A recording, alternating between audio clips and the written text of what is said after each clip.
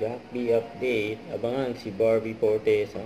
Ayan, guest pa nga sa TikTok lang. Bukas yan, 11:15 AM. Nakapanood natin si Barbie.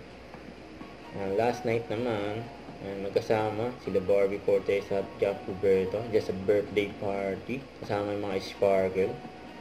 Ayan, laging katabi ni Barbie si Jack. Ayan pa yung post ni Barbie sa kanyang Instagram. October dump. Masaya pala to. One of the craziest months. Ayan pa nga, kasama pa nga ni Jack ang family ni Barbie. Sa bahay nila Barbie. Ayan, no? Masaya pa nga ng Jack B. Pares pa nga ng kulay. Ang damit nila. Ayan po. And nakita si Zoro. Si Daenerys. And Mother of Dragon. You know. Ayan pa yung mga picture ni Barbie. Yung mga ganap niya. Noong October. Dami pa nga eh. Busy si Barbie dyan eh. Ayan yung mga picture ni Barbie. Hello guys, I'm Jack Roberto. Yan nabangan yung ganap ni Jack. Attend Manila Auto Salon 2023 sa darating na November 16 to 19 po yan.